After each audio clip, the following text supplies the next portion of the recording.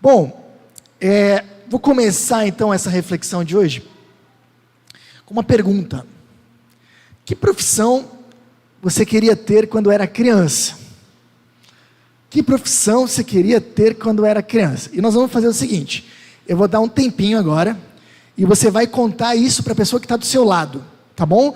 Vira para o lado e diz para a pessoa que está do seu lado, que profissão você queria ter quando você era criança, e depois ouve a dela. 1, 2, 3, valendo, vai lá.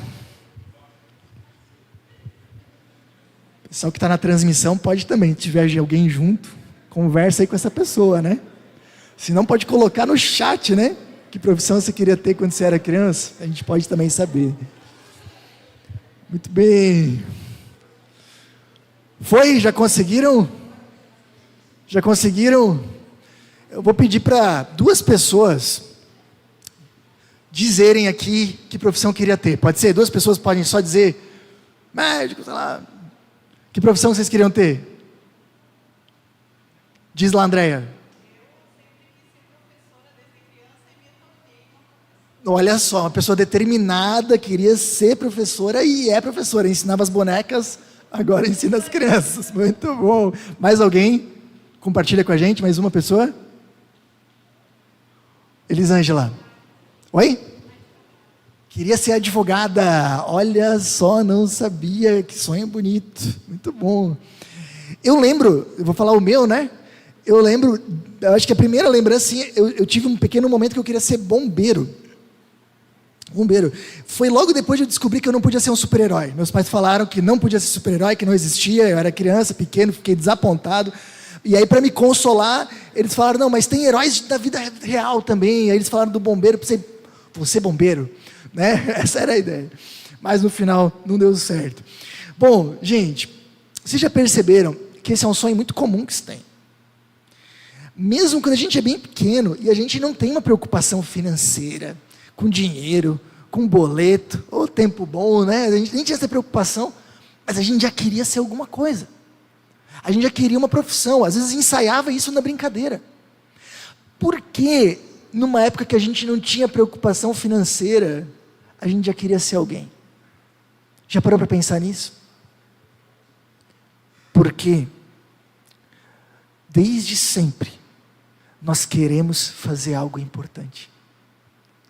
Mesmo pequenos, nós já queremos fazer algo que faça diferença na vida de alguém.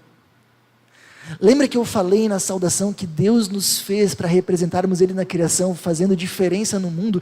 Deus nos colocou dentro de nós um desejo para nós fazermos diferença. O problema é que às vezes, conforme a vida vai indo e vai ficando mais complicada, a gente vai perdendo um pouco esse desejo de querer fazer diferença no mundo. Mas Ele está lá. E o que nós temos visto nessa série de mensagens que se chama Sonho Grande, nós não temos aprendido, talvez a gente até ficou com essa expectativa quando viu ali Sonho Grande, né? Talvez a gente vai aprender a sonhar grande, a fazer grandes negócios, a ter grandes empresas, a subir na carreira. Não que isso seja errado, tá? Mas essa série ela vai numa outra direção.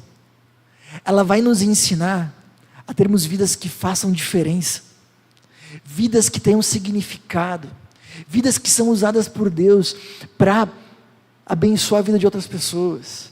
Sonho grande é sonhar muito mais do que o teu trabalho. Às vezes a gente acaba sendo enganado e caindo numa grande mentira de que nós fomos feitos para consolidar uma carreira profissional. Não é verdade. Deus nos fez para mais, para fazermos diferença no mundo. Sonho grande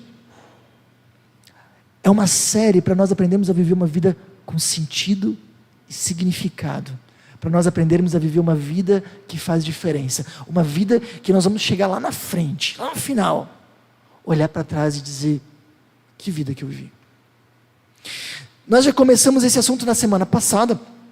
Nós conversamos sobre como encontrar a sua missão. Como encontrar a sua missão? A gente fala tanto, né, de uma missão, você foi feito para uma missão, às vezes até papo de velório, o fulano de tal já cumpriu a sua missão.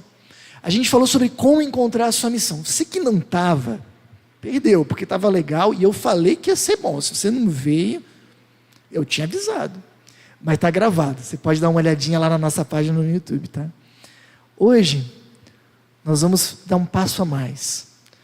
Nós vamos falar não só como encontrar a nossa missão, mas como realmente viver ela. E nós vamos fazer isso através de uma passagem bíblica muito importante de Jonas, capítulo 1, versículos 1 a 3, tá bom? Jonas 1, 1 a 3. O Senhor deu essa mensagem a Jonas, filho de Amitai: apronte-se e vá à grande cidade de Nínive, anuncie meu julgamento contra ela, pois vi como seu povo é perverso. Jonas se aprontou, mas foi na direção Jonas se aprontou. Vamos fazer uma pausa aqui. Então, só para vocês entenderem o que está acontecendo aqui, Jonas, então, é filho de, era um profeta do século 7 a.C., um profeta aí da antiguidade, e em determinado momento, ele é chamado por Deus para ir à grande cidade de Nínive. Nínive era uma grande cidade, capital do império da Síria. A Síria era considerada um império muito, muito violento, e Nínive era uma das grandes cidades. E Jonas, então, ouve o chamado de Deus, vai até eles estão precisando, são pessoas que precisam ouvir da palavra. Jonas se apronta, e aí a gente pensa, não, beleza, deu certo, Jonas se aprontou, mas foi na direção contrária, a fim de fugir do Senhor. Desceu ao porto de Jope, onde encontrou um navio que estava de partida para Tarsis. Comprou a passagem e embarcou para Tarsis, a fim de fugir do Senhor. Gente, olha só o que está acontecendo aqui no mapa. Acompanha aqui. Jonas está aqui nesse pontinho branco, que é Israel. Deus chamou ele para ir para Nínive, que ficava a 800 quilômetros na direção nordeste. Ele vai para Jope, no porto, e embarca para Tarsis. Olha só, 4.000 quilômetros na direção contrária. E o que você precisa saber? Primeira coisa que você precisa saber é que Tarsis fica no litoral da Espanha, que era provavelmente um dos lugares mais distantes do mundo conhecido. Faltava séculos, para eles ainda descobrirem a América e tal. Então, o litoral da Espanha era um dos lugares mais distantes do mundo conhecido da época. Beleza. Outra coisa que é muito importante é que Tarsis, coincidentemente, tinha praias paradisíacas. Era um lugar lindo, sonho de todo mundo. Então, é mais ou menos como se Deus chegasse para o Jonas e dissesse assim, Jonas, preciso que você vá para a favela da Rocinha. Preciso que você vá para o bairro São Pedro. Estão precisando de alguém que vá lá e fale de mim para aquelas pessoas. E Jonas pensa e diz, vou para Fernando de Noronha. Lá que está meu chamado. Vou para Fernando de Noronha, Deus me quer lá, com toda certeza, Deus está me chamando para lá, vou lá. Mais ou menos isso. Mais ou menos isso. Bom, e aí, surge um grande dilema que a gente precisa entender. Nínive acaba sendo um grande símbolo de um sonho coletivo em benefício dos outros. Ir para Nínive significa ir para lá para fazer diferença na vida de outros. A motivação de ir para Nínive jamais seria eu mesmo. Não. Por que alguém iria para Nínive? Não, ele vai para Nínive porque Deus está chamando, ou porque as pessoas precisam. É por amor a Deus e amor ao próximo. E o objetivo central é fazer diferença. O objetivo central é fazer diferença. Tarsis é a representação de algo completamente diferente. Tarsis é um sonho individual, em benefício próprio. Eu vou para Tarsis porque eu quero, porque é bom lá. Dá para entender? Tarsis é um símbolo de um objetivo de vida cuja motivação não é o amor a Deus, nem o amor ao próximo. Por que ele está indo para Tarsis? Por amor a si mesmo. E o objetivo central não é uma vida que faz diferença, é o conforto. E o resultado de uma vida que vai em direção a Nínive é uma vida com significado. Sabe aquela pessoa que passa perrengue, que passa dificuldade, mas que constrói algo que realmente vale a pena e faz diferença? E olha para trás e diz: valeu, valeu. Eu falei para vocês na semana passada que eu estou lendo a biografia de um homem chamado George Miller. Uma pessoa que foi usada por Deus para construir orfanatos na Inglaterra. Começou alugando uma casa sem nenhum recurso, que abrigou 30 órfãos. E foi indo, e foi indo, e foi indo. No final ele já estava abrigando simultaneamente 2.000 órfãos. Tu acha que essa pessoa viveu em direção a Tarsis ou a Nínive? Dá para entender? Ela viveu em direção a Nínive, ela procurou fazer diferença. Você acha que essa pessoa teve uma vida confortável e fácil? Agora, vocês acham que essa pessoa olhou para trás e disse: meu, que vida vazia a minha? Nunca. Ela olhou para trás e disse: que vida que eu vivi, valeu a pena, foi significativo. Agora, o resultado de uma vida em direção a Tarsis é uma vida muito confortável, boa, mas vazia. Essa é a questão. Uma vida muito confortável, paradisíaca, mas aquela vida que sempre vai parecer que falta algo, aquela vida que de alguma forma sempre eu vou sentir que tem algo faltando, um vazio. E aí? Deixa eu dizer para vocês, uma vida significativa e uma vida confortável, nem sempre, mas na maioria das vezes vão em direção opostas. O que você quer? Já parou para pensar nisso? Bom, a grande questão de Jonas, e isso aqui resume o livro todo, se quiser tirar a foto para lembrar, isso aqui resume o livro de Jonas, Deus nos chama para Nínive, para uma vida de significado, difícil, mas significativa. Mas nós queremos ir para Tarsis, uma vida de conforto centrada no eu mesmo. Deus nos chama para Nínive, mas nós queremos ir para Tarsis, e o nosso coração está sempre escorregando nessa direção. E às vezes a gente decide: não, eu quero fazer diferença, eu quero fazer um voluntariado, eu quero isso, quero aquilo, mas quando a gente vai ver, a gente de novo acabou voltando para uma vida que vai na direção de si mesmo. Tu pode colocar ali de novo, Vitor, por favor?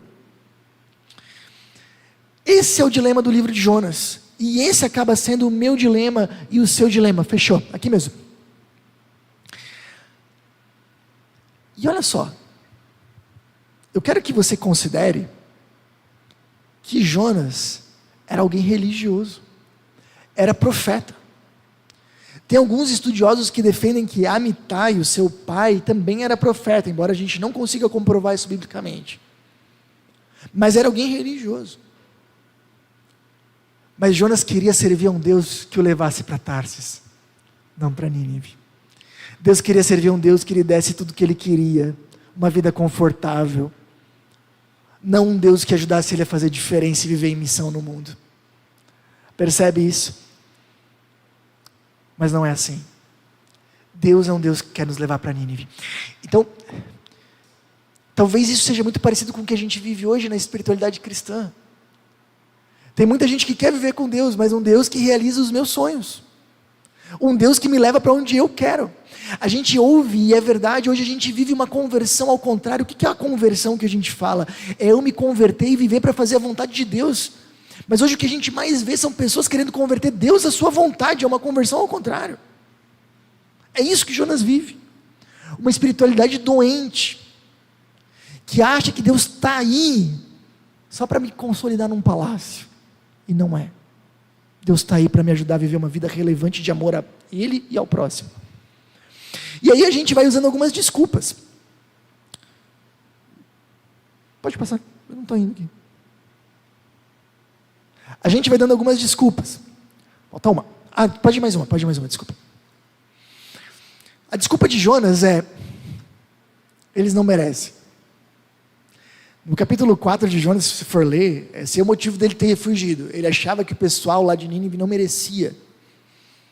Talvez a gente também pense isso. Vou ajudar aquela pessoa, ela não merece. Ela que não aproveitou as oportunidades que teve.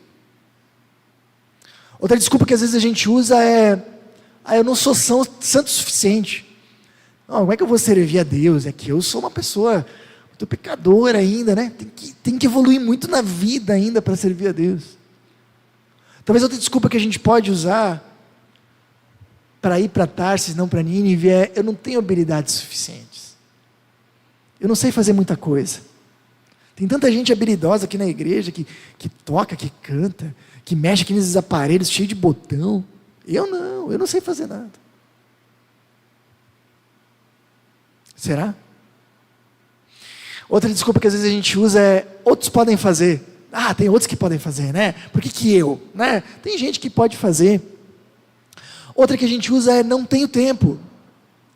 Eu não tenho tempo, eu até queria servir a Deus, até queria fazer diferença na vida dos outros, até queria me dedicar a algo maior do que o meu trabalho, mas eu não tenho tempo. Me diga uma coisa: das pessoas que Deus tem usado no mundo, você acha que essas pessoas têm tempo sobrando? Vou repetir a pergunta: você acha que as pessoas que Deus tem usado no mundo, elas têm tempo sobrando? Será que Deus olha lá do céu e diz: vamos ver quem está desocupado? Quem está desocupado é esse que eu vou usar. Não. Não é. E se nós entendemos que Deus nos criou para fazer diferença no mundo, isso não é algo supérfluo, é algo essencial, que a gente precisa dar atenção. Outra coisa que às vezes a gente pode dizer é: eu já tenho muitas preocupações. Mais uma, gente. Isso aqui não é uma coisa a mais na sua vida. Isso é a razão da gente viver. Isso é o que vai trazer significado. Vai trazer vida para a gente. Vai fazer com que a gente saia do nosso próprio umbigo.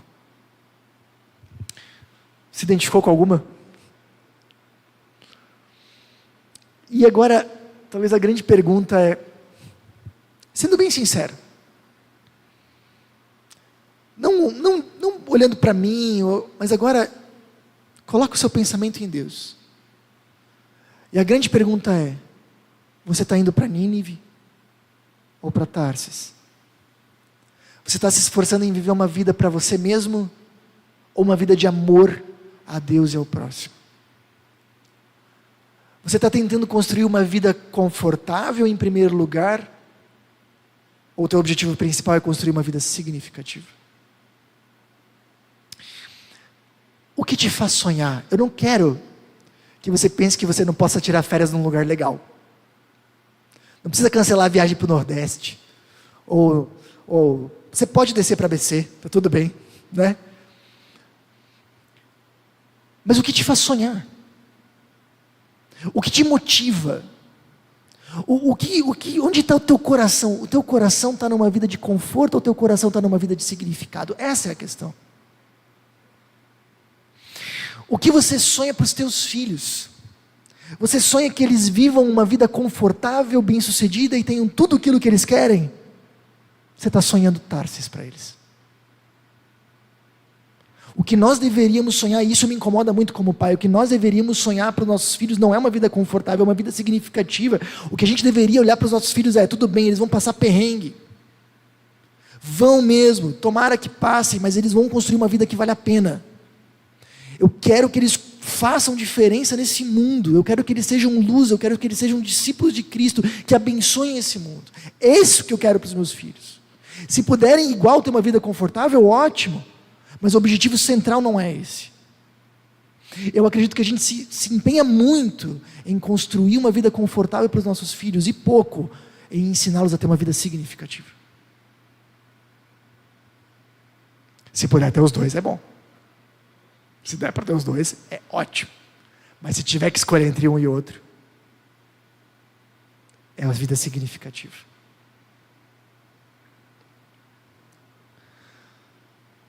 O que você sonha para o teu trabalho, para a tua empresa? Se você olha para o teu trabalho, para a tua empresa, e diz assim: tomara que essa empresa me dê muito dinheiro, e me ajude a viajar o mundo, ela é Tarsis. Agora, Se você olha para a sua empresa, para o seu trabalho e diz que esse trabalho, essa empresa me ajude a fazer diferença no mundo e na vida das pessoas, aí sim é a direção certa. Se trouxer dinheiro junto, se trouxer uma vida melhor, não tem problema nenhum, não é pecado. Mas o objetivo central não é esse. Você está indo em qual direção? Deus te chama para Nínive, embora nosso coração queira ir para Tarsis. O mais difícil, e essa é uma lição que eu queria que vocês gravassem, o mais difícil não é encontrar onde Deus quer te usar. O mais difícil será não fugir de lá. Se você fizer aquilo que a gente conversou na semana passada, do interesse, da oração, você vai encontrar lugares onde Deus quer te usar. Mas o mais difícil não é encontrar. O mais difícil é não fugir de lá.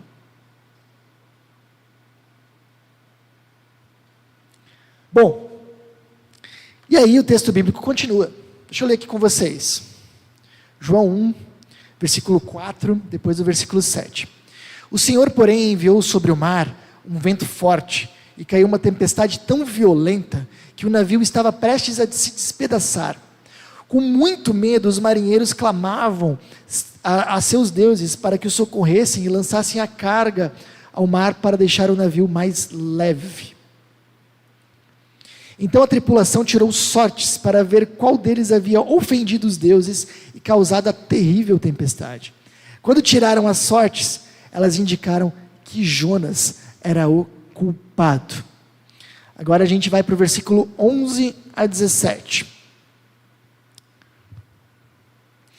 E visto que a tempestade piorava cada vez mais, perguntaram a Jonas: o que devemos fazer com você para que a tempestade se acalme? Jonas respondeu: joguem-me ao mar, e ele voltará a ficar calmo. Eu sei que essa terrível tempestade é culpa minha. Em vez disso, os marinheiros remaram com ainda mais força para levar a embarcação à terra, mas não conseguiram, pois o mar tempestuoso havia se tornado muito violento. Então clamaram ao Senhor e disseram: ó Senhor, não nos deixes morrer por causa deste homem, e não nos responsabilizes pela morte dele. Ó Senhor, tu sabes os motivos por que enviaste essa tempestade sobre ele. Depois, os marinheiros pegaram Jonas e o lançaram ao mar, e no mesmo instante a furiosa tempestade se aquietou.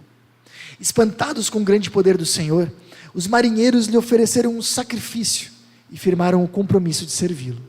O Senhor fez com que um grande peixe engolisse Jonas, e Jonas ficou dentro do peixe por 3 dias e 3 noites.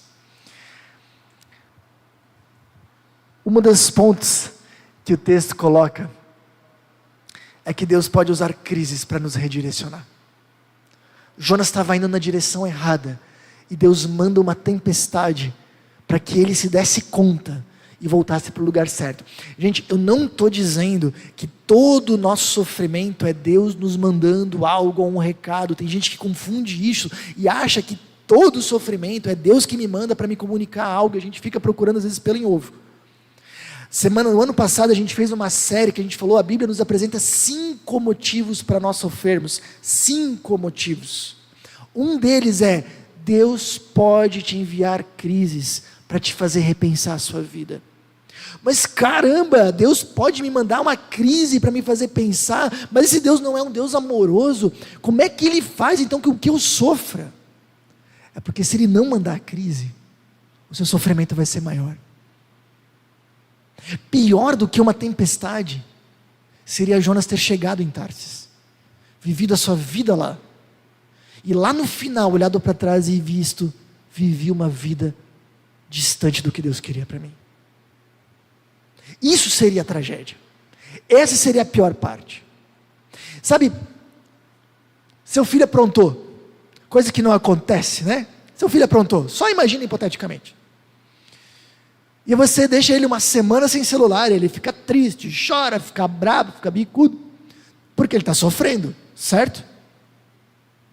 Você não ama ele por causa disso? É bem porque você ama. Porque se você não fizesse nada, a consequência para a vida dele seria pior. É melhor um sofrimento menor e controlado, que ajude ele a pensar e refletir na vida dele, do que não fazer nada E ele viveu uma vida na direção errada.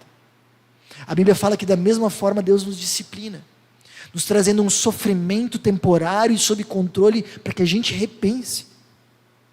Para que a gente repense. Então,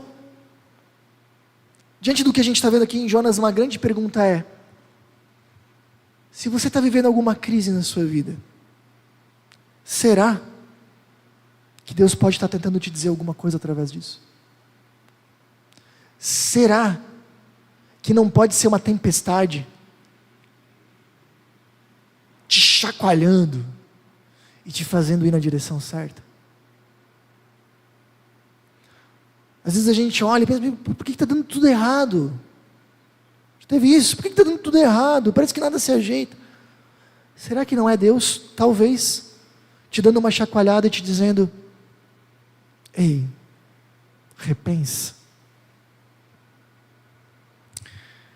Deus nos reorienta através de crises. C.S. Lewis certa vez falou: o sofrimento é o megafone de Deus para um mundo ensurdecido.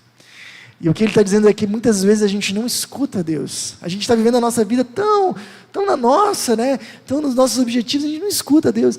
De repente vem o sofrimento, e o sofrimento é que nem um megafone que chacoalha a gente, e aí a gente começa a escutar a voz de Deus. O que Deus está tentando te dizer? E por último, Eliseu, Deus nos reorienta através do seu amor. Deus nos reorienta através do seu amor. Uma última coisa que eu queria falar sobre essa história, e que eu acho que é a principal.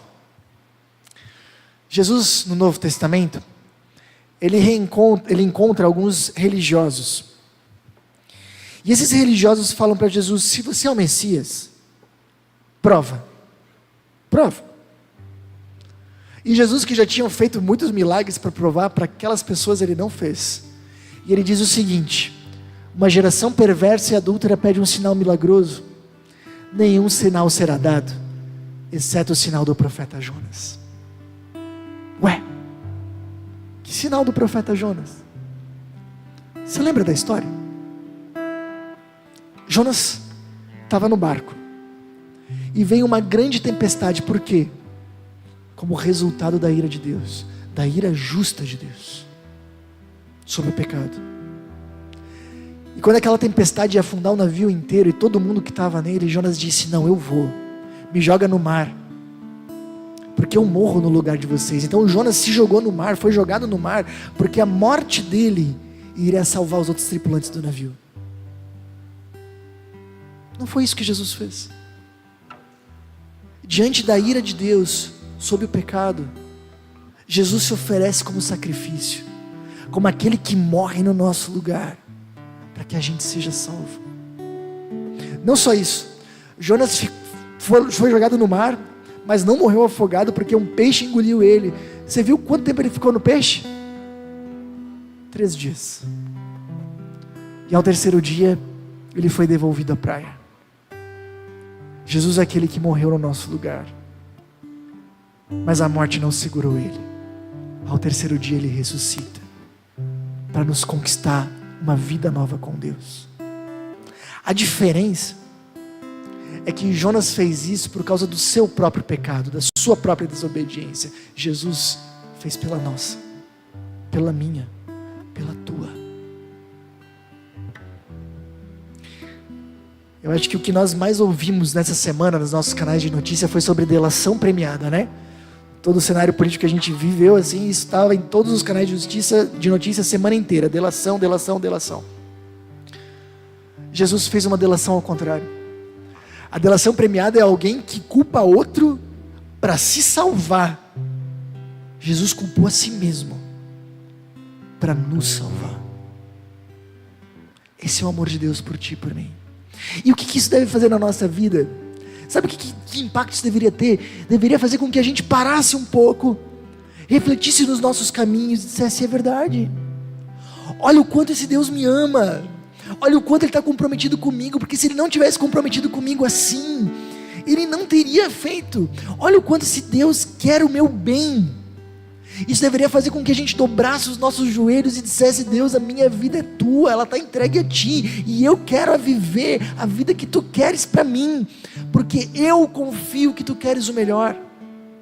E se o teu chamado é para mim viver uma vida indo para Nínive, indo para construir uma vida que faça diferença, ajudando pessoas, me comprometendo com causas, trabalhando para outras coisas além de mim mesmo, eu vou, porque eu confio em ti.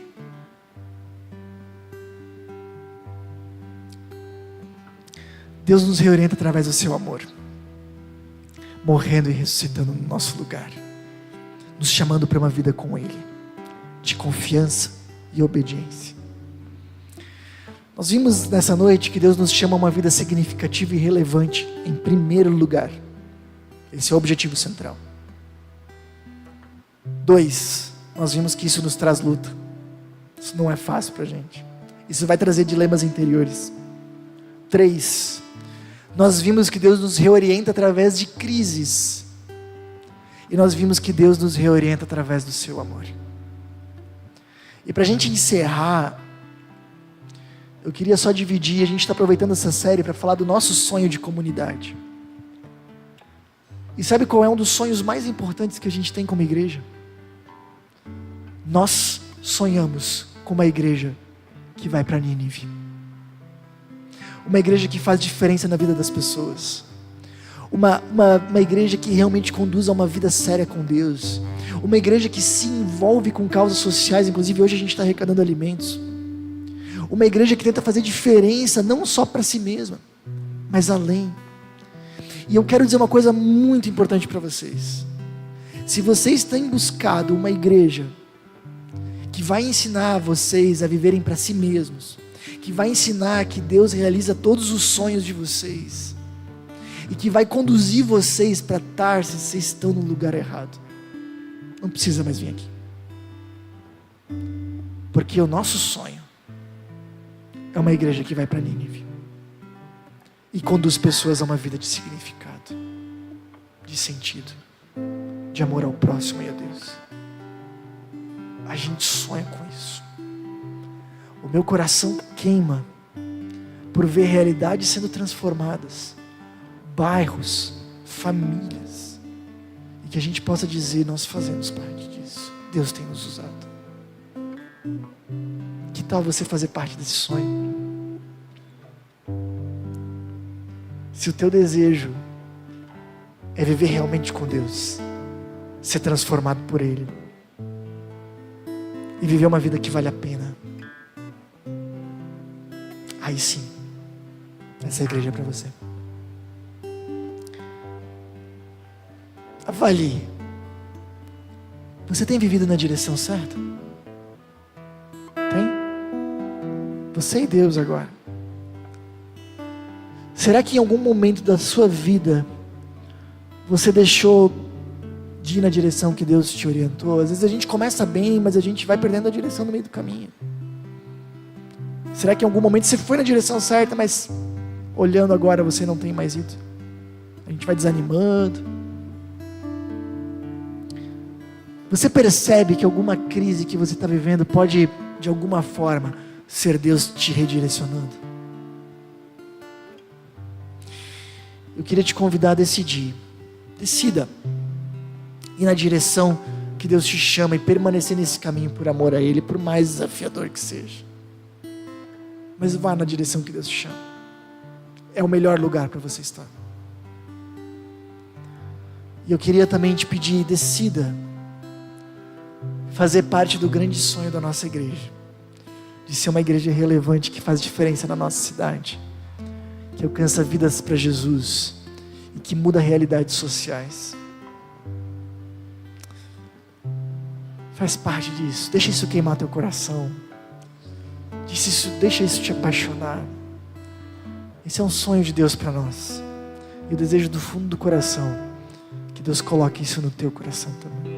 Eu tenho 2 recados rápidos para você que tem acompanhado as nossas mensagens. Primeiro, eu queria muito te encorajar, se for possível, a você participar dos nossos encontros presenciais.